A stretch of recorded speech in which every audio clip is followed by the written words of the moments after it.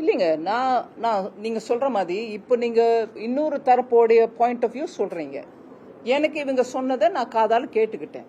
நான் இங்க 2 பட்சம் 3 பார்ட்டி 4 பார்ட்டி எல்லா பார்ட்டியும் கேட்காம நான் அதை பத்தி காமெண்ட் பண்றது சரியானது இல்லை.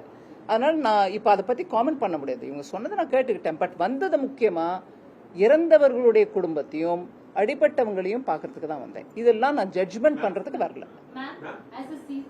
Both of you have asked. Anybody else? No. Yes.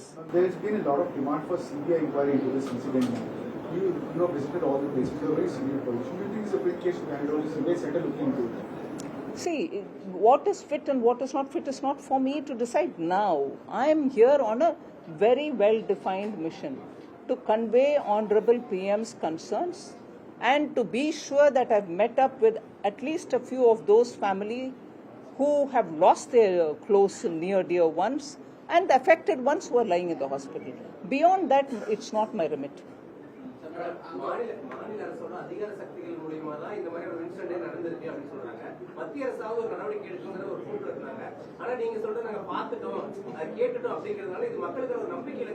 இல்லைங்க, மக்களுக்கு நம்பிக்கை என்னோட விசிட் மூலமா தான் வருது, இல்ல என்னோட விசிட் மூலமா வராதுன்றது விஷயம் இல்லைங்க. நான் வந்தது இன்னைக்கு கிளியரா, நான் முன்னாடி சொன்ன மாதிரி திருப்பி சொல்றேன். ஒரு மனிதாபிமானத்தோட பிரதமரே வந்து நின்று ஒருத்தரோட பேசணும்னு விரும்பினாரு. அவர் வர முடியாதனால எங்க 2 பேரையும் அனுப்பியிருக்காங்க.